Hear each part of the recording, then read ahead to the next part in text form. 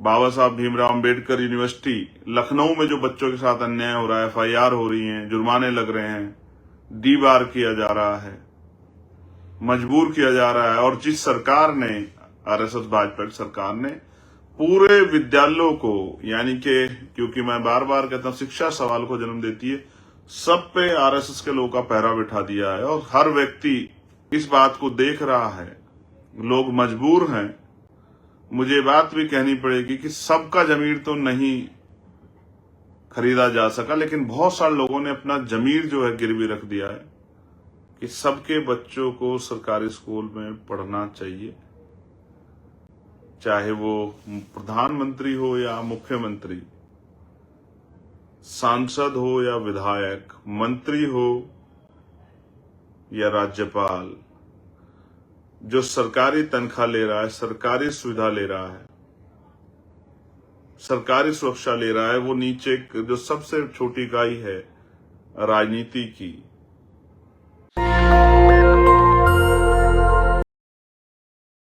कि उत्तर प्रदेश के सरकारी स्कूलों के हालात अच्छे होने चाहिए। और आप जानते हैं पिछले 6 महीने से लगातार मैं पार्लियामेंट से लेके बड़ी बड़ी रैलियों में, सम्मेलनों में, मीटिंग्स में इस बात की चर्चा कर रहा हूं कि कक्षा 1 से 12 वो बच्चों को क्वालिटी एजुकेशन मिलनी चाहिए, स्कूलों के हालात अच्छे होने चाहिए, बिल्डिंग्स अच्छी होनी चाहिए, टॉयलेट से लेके सब चीजें, सुविधाएं स्कूल में होनी चाहिए, टीचर्स होने चाहिए, प्रैक्टिकल की नॉलेज के लिए जिन चीजों की आवश्यकता वो होनी चाहिए। अभी तो हम देखते हैं कि अगर 5 सब्जेक्ट पढ़ाए जा रहे हैं तो 2 टीचर ही बेचारे स्कूल को चला रहे हैं। और हमने तो बार बार कहा, 94,000 स्कूल बंद किए सरकार ने और 1 लाख प्राइवेट स्कूल खुले हैं। ऐसा नहीं कि प्राइवेट स्कूल नहीं खुल रहे हैं, लेकिन क्या प्राइवेट स्कूल और सरकारी स्कूलों में समान शिक्षा मिल रही है? ICSE board, CBSE board, convent school, boarding school, महंगे स्कूलों में क्या गरीबों के बच्चों को राइट टू एजुकेशन, RT के आने के बाद भी क्या एडमिशन मिल रहे हैं? तो जवाब है सिर्फ कागजों में। गरीबों के बच्चों से शिक्षा बहुत दूर है और इसकी वजह से जो एक गैप है कॉन्वेंट और इंग्लिश मीडियम और हिंदी मीडियम के बच्चों में, वो बढ़ रहा है। इसलिए मैंने कहा, लगातार कहा पिछले 6 महीने से कि क्वालिटी एजुकेशन कक्षा 1 से 12 तक मिलनी चाहिए।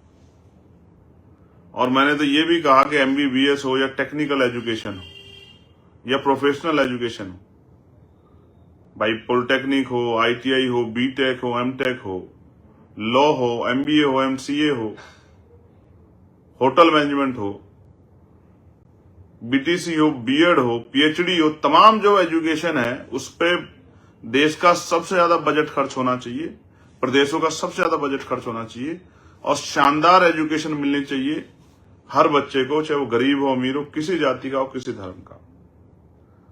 6 महीने पहले आपको मेरे ये वर्ड्स मिल जाएंगे।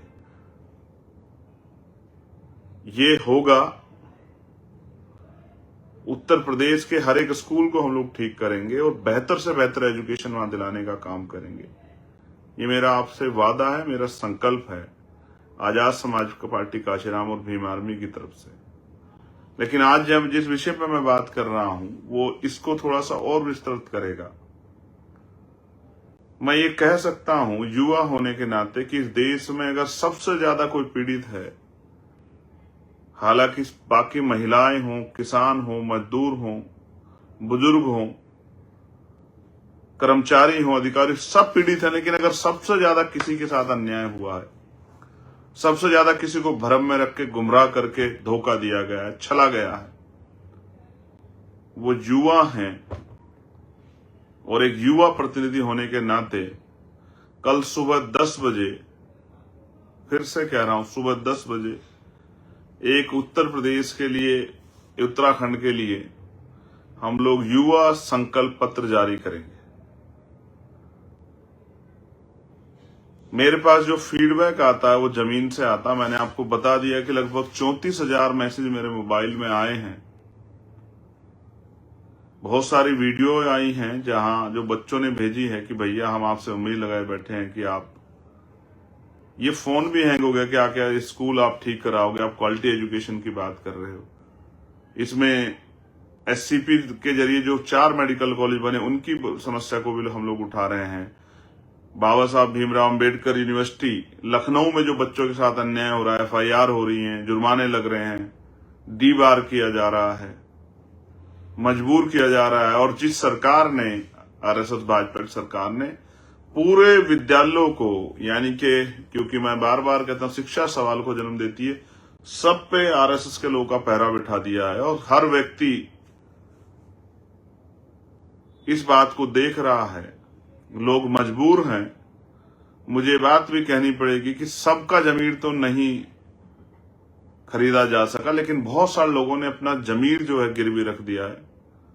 और जिनकी वजह से जो शिक्षा के संस्थान थे वो राजनीतिक संस्थान बन गए। मैं गया था मेरठ चौधरी चरण सिंह यूनिवर्सिटी में, हमारी पार्टी के ज्वाइनिंग का कार्यक्रम था। मैंने उस दिन भी उसी मंच से कहा कि शिक्षा के मंदिरों को, शिक्षा के घरों को राजनीति का अड्डा नहीं बनने देना चाहिए। लेकिन आपने बना दिया है अपनी विचारधारा को थोपने के लिए। और जिस तरह से अब professor, assistant professor, associate professor की भर्तियां हो रही हैं, और मिनिमम अहर्ताओं में ये भी रखा गया है कि उसका जो बैकग्राउंड वो आरएसएस से जुड़ा होना चाहिए, बड़ा चिंताजनक है।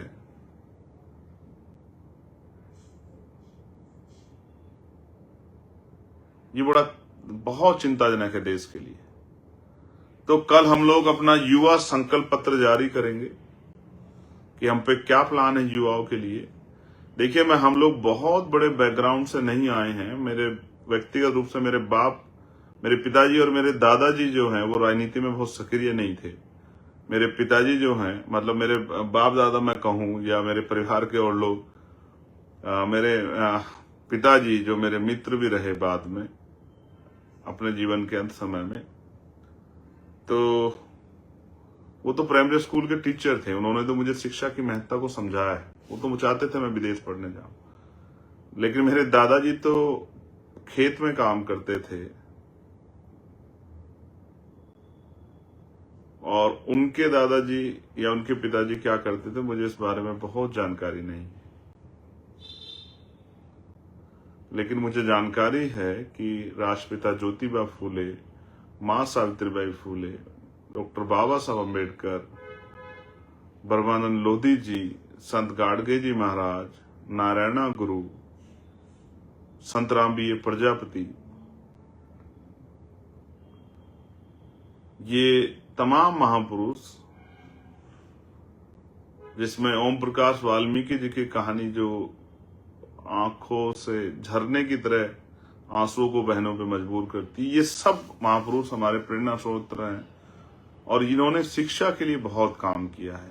साहू जी महाराज को भी मैं याद करूंगा।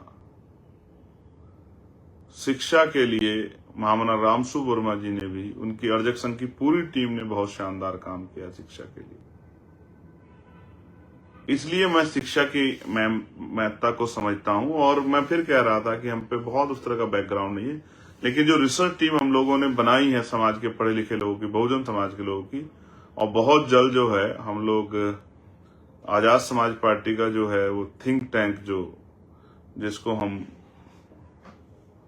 सलाहकार परिषद के रूप में, देश के प्रतिष्ठित पढ़े लिखे और विद्वान लोगों का जो हम सलाहकार परिषद, जो मुझसे लेके पार्टी के हर विषय पे अपनी सलाह रखेगा, उसकी भी हम लोग बहुत जल्द घोषणा करने वाले। तो आज का मेरा जो लाइव था वो युवाओं के लिए था कि पहले एजुकेशन अच्छी नहीं मिल रही है, फिर एजुकेशन किसी तरह से कर्ज लेके, जमीन गिरवी रख के मिल भी गई है, और सपने देखने का अवसर आया है तो नौकरियां नहीं मिल रही हैं। नौकरियों के लिए फॉर्म भर रहे हैं तो वो कई कई साल में पूरी हो रही हैं, और उनमें जिस तरह के घोटाले हो रहे हैं, जिस तरह के पेपर लीक हो रहे हैं, वो सुसाइड जैसे कदम उठाने के लिए प्रेरित कर रहे हैं जो तकलीफ दे। इससे भी आगे बढ़ के जो प्राइवेट सेक्टर में चले गए, वहां तो एआई ने अब बहुत बड़े पैमाने पे नौकरियों को छीन लिया है युवाओं से।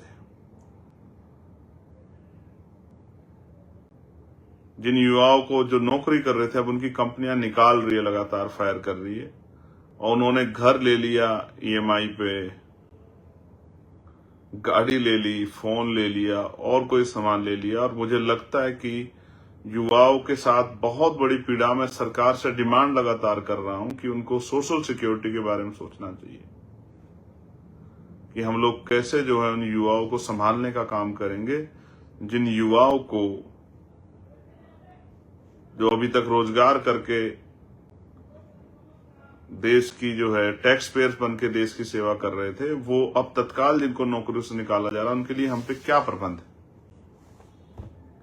तो कल सुबह 10 बजे, और मैं आशा उम्मीद करूंगा कि पार्टी का एक एक कार्यकर्ता जो है उसको अपने स्टेटस पे लगाएगा, अपने सोशल मीडिया हैंडल, जितने भी हैंडल्स वो यूज कर रहा है, चाहे वो फेसबुक हो, चाहे वो एक्स हो, चाहे वो इंस्टाग्राम हो, तमाम सोशल हैंडल से उसको कल का दिन उसको समर्पित करेगा। आजादी यही है कि इस जो 26 का समय हम पे आ गया, 2026 का, हम इसको नौजवानों के सपनों के आजादी के रूप में बदलेंगे। नौजवानों को रोजगार दिलाने के लिए, नौजवानों को मुख्य धारा में लाने के लिए, उनके जो बच्चे हैं, हमारी आने वाली पीढ़ियां जो पढ़ रहे हैं, उनके लिए बेहतर स्कूल, बेहतर शिक्षा व्यवस्थाएं, बेहतर संस्थान और कॉमन एजुकेशन पॉलिसी, शिक्षा, समान शिक्षा नीति उनके लिए लागू करेंगे। और फिर जो रोजगार के लिए कोशिश कर रहे हैं, पुराने बैकलॉगों को जो है भर के, नए जो है नई नौकरियां सर्जित करके, उद्योग धंधे लगा के पूरा हमने उसको बनाया है। मैं चाहता हूं एक एक युवा उसको पढ़े, उत्तर प्रदेश, उत्तराखंड का। आपको एहसास होगा कि मैं औरों के बारे में नहीं कह सकता, लेकिन आजाद समाज पार्टी काशीराम युवा राजनीति को आगे बढ़ाते हुए युवाओं को ताकत देने के लिए इस राजनीतिक व्यवस्था को मजबूत कर रही है। आपने मुझे सुना, मैं आपका आभारी हूं। बस एक बात मैं आपसे बहुत महत्वपूर्ण तरीके से कहना चाहता हूं। ये बात मैं पहले भी कहता था, आज भी, क्योंकि आज अभी तक हम लोग जो है उस तरह की शक्ति हम पे नहीं बनी है कि हम नीतियां बना सकें। नीतियों में जब, क्योंकि हम विपक्ष में हैं, तो नीतियों में सुधार के लिए कह सकते हैं, ये सरकार के ऊपर डिपेंड है कि वो सुधार करे या ना करे। लेकिन जो बात मैं अब आपसे कहने वाला हूं, इसको आप सुनना। गवर्नमेंट बनाती है नीतियां ये कह के कि हम बहुत बेहतर नीति बना रहे, चाहे स्वास्थ्य पे बनाए, चाहे शिक्षा पे बनाए, चाहे रोजगार पे बनाए, चाहे कानून व्यवस्था बनाए। मेरा बस इतना कहना है कि सबके बच्चों को सरकारी स्कूल में पढ़ना चाहिए, चाहे वो प्रधानमंत्री हो या मुख्यमंत्री, सांसद हो या विधायक, मंत्री हो या राज्यपाल। जो सरकारी तनख्वाह ले रहा है, सरकारी सुविधा ले रहा है, सरकारी सुरक्षा ले रहा है, वो नीचे जो सबसे छोटी इकाई है राजनीति की, ग्राम के पंचायत के मेंबर से लेके और राष्ट्रपति तक, और ग्राम पंचायत के सेक्रेटरी से लेके और जितने भी पद गवर्नमेंट इंस्टीट्यूशन के अंदर आते हैं, चाहे वो पटवारी हो, पुलिस के हमारे अधिकारी कर्मचारी हों, एडमिनिस्ट्रेशन के हमारे डीएम, एडीएम, एसडीएम हों, तहसीलदार कानूनगो हों, चाहे वो हमारे आईजी, डीआईजी हों, चाहे हमारे कमिश्नर हों, एडीजी हों, डीजीपी हों, चीफ सेक्रेटरी हों, एडिशनल सेक्रेटरी हो, स्पेशल सेक्रेटरी हो, चाहे वो हमारे केंद्रीय सचिवालयों के प्रिंसिपल सेक्रेटरी हों, मैं बिल्कुल जिम्मेदारी से कहना चाहता हूं, जब तक इनके बच्चों के हित वो इनके हितों की बात नहीं आएगी, तब तक सिस्टम में बहुत सुधार होने वाला नहीं। मैं गारंटी देता हूं, धर्मेंद्र प्रधान जी ने इस्तीफा दिया, लेकिन धर्मेंद्र प्रधान जी का बच्चा भी नीट का पेपर देता तो वो उस दर्द को समझ पाते। तो मैं कहना चाहता हूं कि जो पॉलिसी आप बनाते हो प्रदेश के बच्चों के लिए, उस पॉलिसी में अपने बच्चों को भी ऐड करो, और ये अकाउंटेबिलिटी तय होनी चाहिए। नौजवान डिमांड करे इस बात की कि डीएम साहब का बच्चा, एसएसपी साहब का बच्चा, मंत्री जी का बच्चा, विधायक जी का बच्चा, सांसद जी का बच्चा भी वहीं पढ़े जहां किसान मजदूरों के बच्चे पढ़ रहे हैं। और जिस दिन ये होगा, एक क्लास होगी, एक सिलेबस होगा, एक ही क्लासरूम में सब इस तरह की जो है, जो कानून बनाने वाले हैं, कानून लागू कराने वाले हैं, उनके बच्चों के हित जो हैं वो एक समान रूप से आगे बढ़ेंगे। तो अब मैं लिख के देता हूं कि जिन डिमांड के लिए आज बच्चे सड़कों पर, जैन अल्फा जो है वो मध्य प्रदेश में, यूपी में, महाराष्ट्र में आंदोलन कर रहे हैं, मैं लिख के देता हूं मेरे प्यारे बच्चों, आपको आंदोलन नहीं करना पड़ेगा, आपके रास्ते भी अच्छे हो जाएंगे, आपके स्कूल भी अच्छे हो जाएंगे, किताबें भी समय पर मिलेंगी, अच्छे शौचालय भी होंगे, अच्छे पेयजल की व्यवस्था भी होगी, साफ सफाई भी होगी, मिड डे मील में पानी की तरह खाना भोजन नहीं मिलेगा, अच्छा और गुणवत्तापूर्ण भोजन मिलेगा और क्वालिटी एजुकेशन मिलेगी। मैं आपको विश्वास दिलाता हूं, क्योंकि इनके बच्चे प्राइवेट स्कूलों में पढ़ रहे हैं। इसलिए आप सड़कों पे आंदोलन कर रहे हैं। देश डिमांड करे, प्रदेश डिमांड करें, जैन अल्फा डिमांड करे, जैन जी डिमांड करें कि सबके बच्चों को सरकारी स्कूल में पढ़ाया जाए, फिर देखिए कैसे चीजें नहीं बदलती। ऐसे ही इलाज जो है नेताओं का, अधिकारी कर्मचारियों का, कानून बनाने वालों का, लागू कराने वाले का, सुप्रीम हाई कोर्ट से लेकर डिस्ट्रिक्ट के जो हमारे जज हैं, सबका इलाज जो है वो सरकारी अस्पतालों में हो। आप देखना कैसे सरकारी अस्पताल बदल जाएंगे। प्राइवेट अस्पताल उनके सामने फीके दिखाई देंगे, प्राइवेट स्कूल उनके सामने फीके दिखाई देंगे, अगर ये इनका और इनके बच्चों का हित जुड़ जाएगा इन सरकारी संस्थानों से। आपने मुझे सुना, मैं आपका आभारी। कल सुबह 10 बजे हम युवा संकल्प पत्र जारी करेंगे, इसी प्लेटफॉर्म से, इंस्टाग्राम, पार्टी का फेसबुक अकाउंट, इंस्टाग्राम अकाउंट और एक्स से, इन्हीं से जारी करेंगे कि हम किस तरह से एक नए युवाओं के लिए एक नए भविष्य के लिए नींव रखने वाले हैं। और इसके लिए हमें बस आपसे चाहिए कि इस बार हमें मौका दें, आप उत्तर प्रदेश, उत्तराखंड में राजनीतिक शक्ति बना के इन कामों को करने का। धन्यवाद। ये युवाओं के लिए, फिर महिलाओं के लिए, किसानों के लिए, बुजुर्गों के लिए, कर्मचारियों के लिए, सबके लिए हम लोग संकल्प पत्र जो है, जब आप हमारा 33 पॉइंट का जो है पढ़ेंगे, इससे पूर्व का मैनिफेस्टो जो 6 महीने पहले निकला था, तो आपको एहसास होगा कि आज जिसके लिए युवा संघर्ष कर रहा है, जैन अल्फा जैन जी, उस बात को पिछले 6 महीने हम लोग जो 6 महीने पहले ही जो है कागज पे ड्राफ्टिंग करके समाज के बीच में, प्रदेश के बीच में, लोगों के बीच में ले जा चुके हैं।